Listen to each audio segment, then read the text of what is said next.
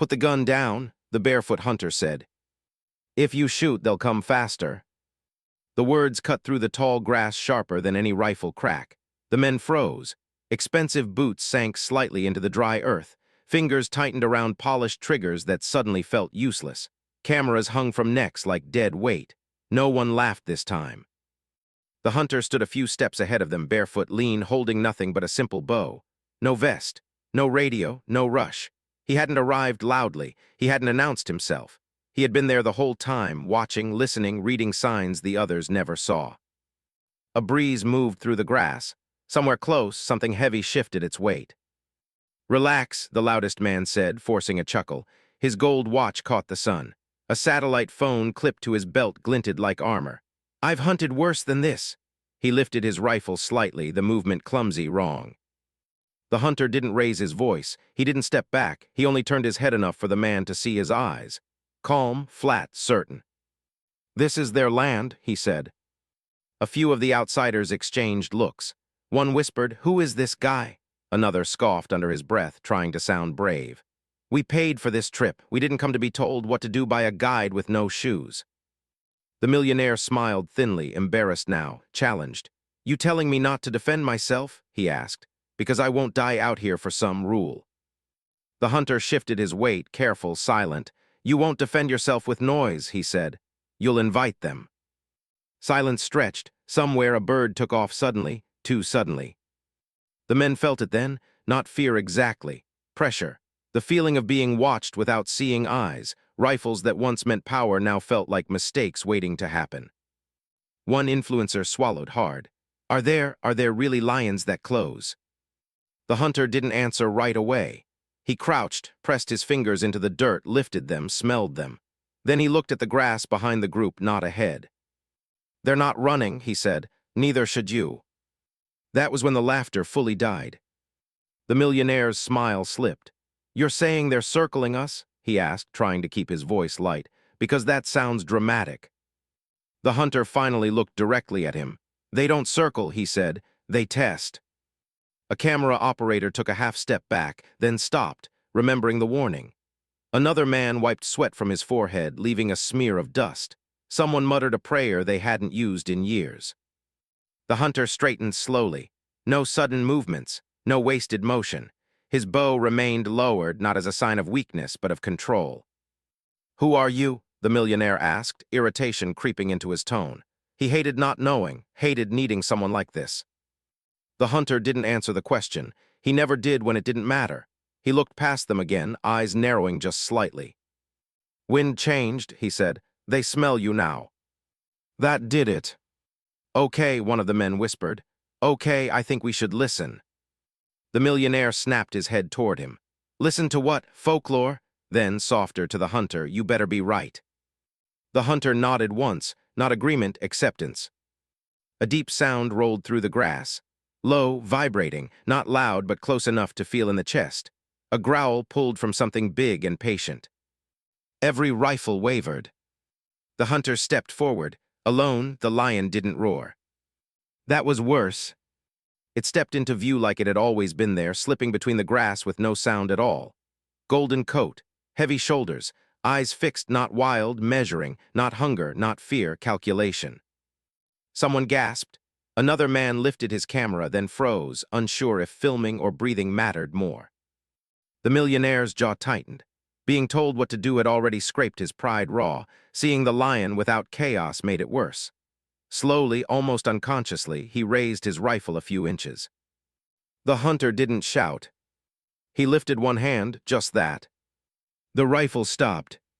You don't see the second one? The hunter said quietly. That sentence landed heavier than the lion's weight. Heads turned. Eyes scanned wildly. Nothing, just grass, too much grass.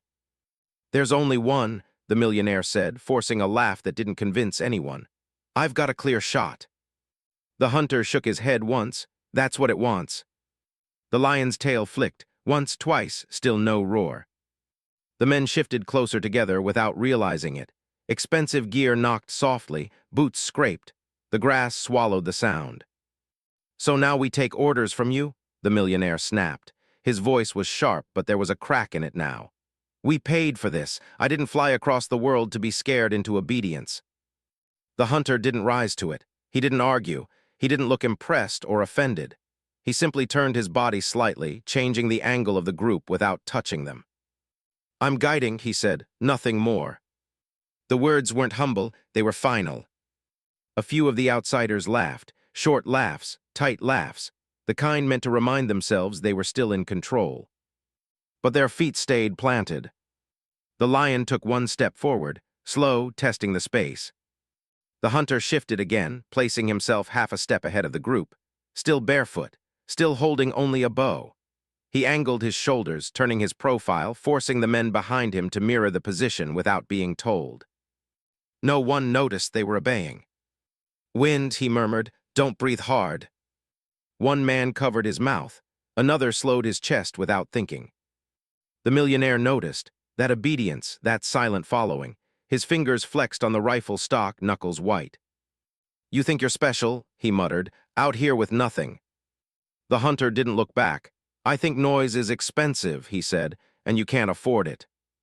The lion paused, its head turned slightly, not toward the group, toward the left. The hunter's eyes followed, his jaw tightened just a fraction. "Spacing," he said, "2 steps apart slowly." No one argued. A bead of sweat ran down the millionaire's temple. He wiped it with the back of his hand, smearing dust across his skin.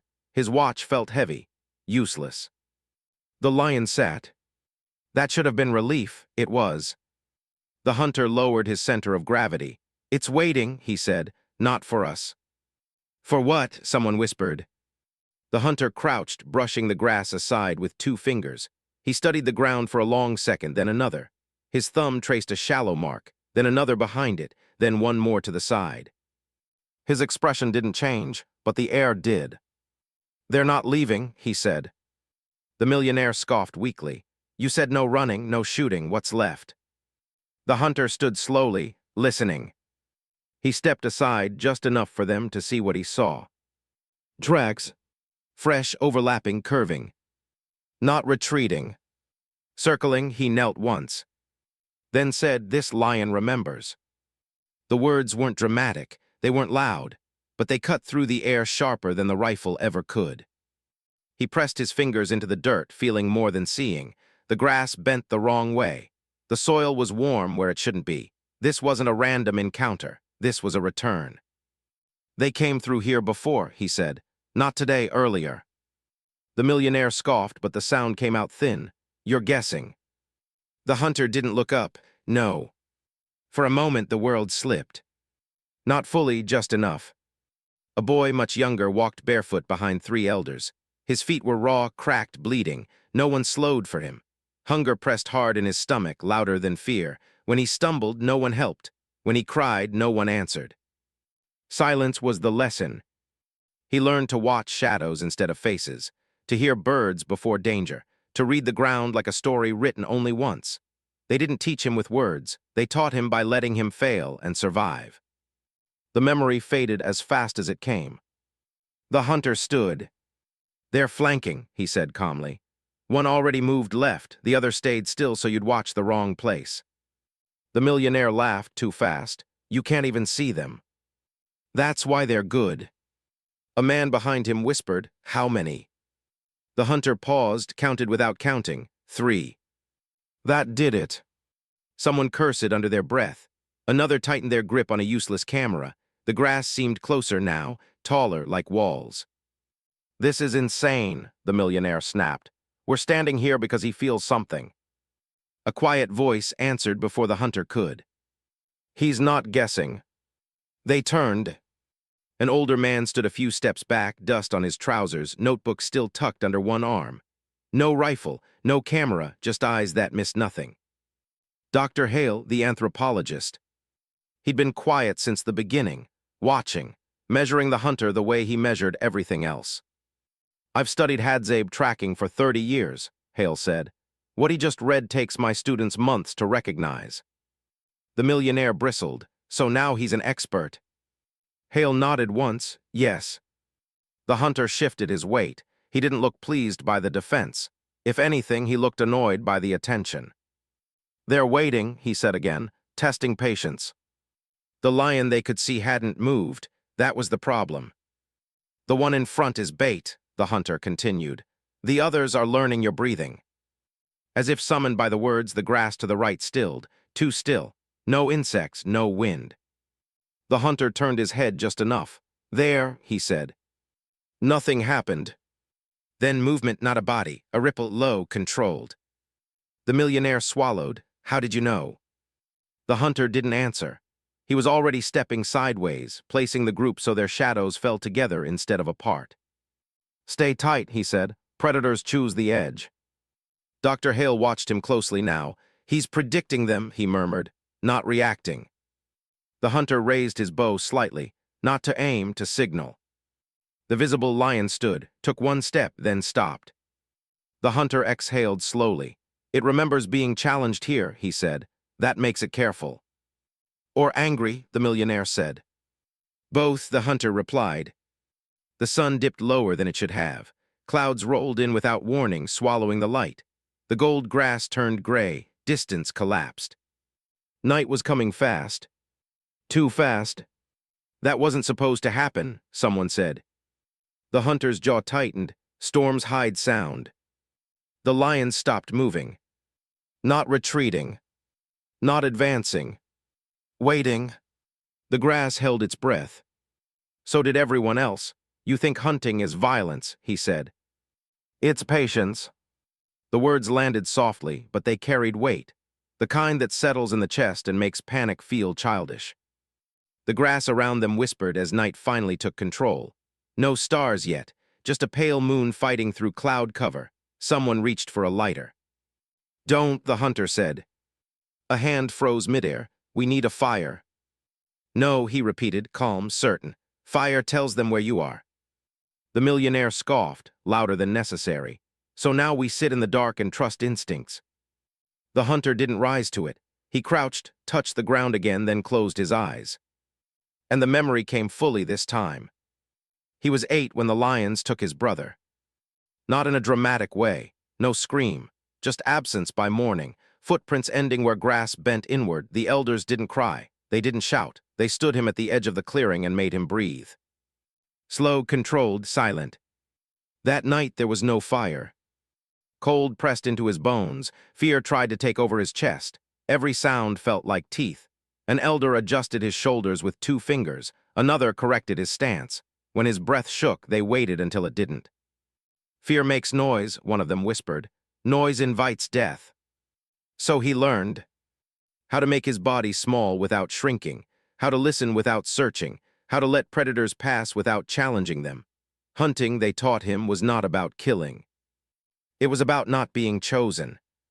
The memory released him. Back in the present, he moved slowly, deliberately. He crushed a handful of leaves, rubbed them into the dirt, then smeared the scent along a curved path behind the group. What is he doing? Someone whispered. The millionaire laughed again, brittle this time. This is ridiculous. We have technology, guns, satellites. Dr. Hale spoke quietly without looking away, and he has terrain. The hunter angled the group subtly, placing them where the wind carried their scent downhill instead of across the grass. He marked invisible lines with his feet, stepping only where stone broke soil.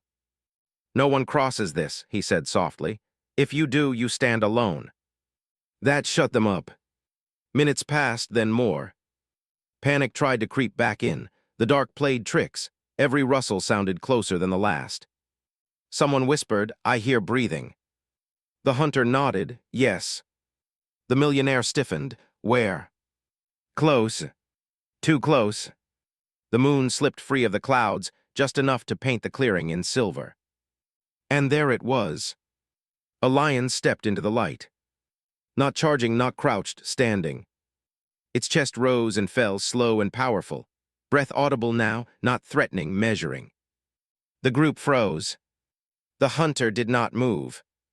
He met the lion's eyes without staring, lowered his gaze just enough to show presence, not challenge. His body was relaxed but ready. Every lesson the elders drilled into him lived in that stillness. The lion took one step closer. The millionaire's rifle trembled. Don't, the hunter said quietly, not a command, a warning. Dr. Hale swallowed hard. "He's right," he murmured. "This is communication." The lion stopped. Seconds stretched. The air felt thick, heavy with consequence. One mistake would shatter everything the hunter had built with silence and scent and patience. The lion huffed once, turned its head slightly, listening for something deeper in the dark. Then it stepped back, not retreating, allowing. The hunter exhaled slowly. But he didn't relax, because patience, he knew, was not a moment. It was a test. And the night wasn't over yet. The arrow flew. Not to kill. It sliced through the moonlit air and struck the ground with a sharp thud, clean, precise, burying itself inches from the lion's front paw. The sound cracked the night open. The lion flinched not in fear but in recognition. Its head snapped toward the hunter, eyes locked, breath slowed, muscles tensed for a heartbeat that felt endless. Then the lion stepped back. Once, twice. It did not run, it did not roar. It turned calmly and melted back into the grass as if it had never been there at all. Silence rushed in behind it. No cheering, no laughter, no breath. The outsiders stood frozen, realizing something all at once, that none of their weapons had mattered. Not the rifles, not the money, not the technology strapped to their chests. They were alive because a barefoot man with a bow had decided they would be. Someone exhaled too loudly and nearly collapsed. "That arrow," one of them whispered, "he could have." "He wouldn't," Dr. Hale said quietly. "That wasn't an attack, it was a sentence." The hunter lowered his bow with the same calm he'd had all night. His face showed no triumph, no relief, just control. The millionaire stared at the spot where the arrow still quivered in the dirt. His rifle hung useless in his hands. "You didn't shoot," the hunter said gently, not looking at him. "That's why you're still standing." The words burned more than any insult. The millionaire opened his mouth, then closed it. He looked around, expecting someone to laugh with him. No one did. Every eye in the clearing was fixed on the hunter now. The power had shifted completely. One of the investors finally spoke. I've hunted all over the world." The hunter nodded once. "Then you know," he said, "the wild doesn't care who you are." Dr. Hale stepped forward, no longer pretending neutrality. "What you just saw," he said to the group, "is mastery, not dominance through force, but understanding." The hunter crouched and retrieved the arrow. He brushed the dirt from it, inspecting the tip. No rush, no drama. The millionaire's voice came out tight. "You humiliated me." The hunter looked at him then, not with anger, not even with judgment. "No," he said, "you tried to humiliate yourself. I stopped you from dying." That ended it. The millionaire looked away, jaw clenched, his gold watch catching moonlight like a weak apology. Around them, the night resumed its rhythm. Insects chirped again. The grass moved as smaller creatures reclaimed the space fear had emptied. The hunter raised a hand. "We move slowly." No one questioned him this time. They followed in a tight line, stepping where he stepped, stopping when he stopped. Every sense felt sharper now. Every sound carried meaning. A few minutes later, the hunter halted abruptly. He knelt. The group felt the shift before he spoke. Something had changed. He studied the ground, fingers hovering just above the soil. His eyes narrowed. Dr. Hale leaned closer. "What is it?" The hunter didn't answer right away. Then he said, "Blood." A ripple of tension passed through the group. "Human?" someone asked, fear spiking again. The hunter shook his head. "No." He pointed. Dark stains dotted the grass, leading away from the clearing. Not fresh, but not old either. The millionaire swallowed. "Then what?" The hunter stood slowly. Something was hunted. By what, he didn't say. The wind shifted. The grass whispered again, but this time it wasn't the same. The hunter tightened his grip on the bow. "We are not alone," he said softly. And somewhere in the dark, something listened. "The lions left," Dr. Hale said, voice low but carrying across the clearing. "Because he let them." The words hung in the night like smoke. The millionaire's mouth opened and closed. He glanced at his rifle, then at the bow lying on the ground. Gold glinted on his wrist, but it felt meaningless. He realized painfully that all his weapons, all his money had not moved the wild, not 1 inch. They didn't attack," one of the investors murmured, shaking. They were defending territory. The hunter said nothing. His eyes scanned the grass, alert, patient, calm. He had predicted everything, moved only when necessary, and now the lions had vanished as silently as they had appeared. The millionaire tried to recover. His voice was tight. "Well, I suppose we learned something." He forced a smile, awkward, brittle. "You know, respect for local expertise." The hunter didn't answer, he didn't nod, he didn't even glance at him. His silence was absolute, weighty. It said more than any words could. Dr. Hale stepped closer to the group, turning toward the millionaire. "This isn't about arrogance or bravado. Look around. What you just witnessed is skill, patience, understanding." He gestured to the hunter. "And it deserves recognition." The millionaire shifted uneasily. "Recognition, sure. I didn't mean." Dr. Hale cut him off. "No excuses, you were fortunate, that's all." Eyes of the outsiders, previously skeptical and scoffing, were now fixed on the hunter. Cameras clicked, drones buzzed. Social media would capture every quiet motion, every deliberate breath. Dr. Hale lowered his voice so only the group could hear. "We'll provide funding for your tribe, support for your training programs. The world needs to understand what just happened here." The hunter's lips pressed into a thin line. No words, no reaction, the acknowledgement of his skill, the offer for his people, it was enough.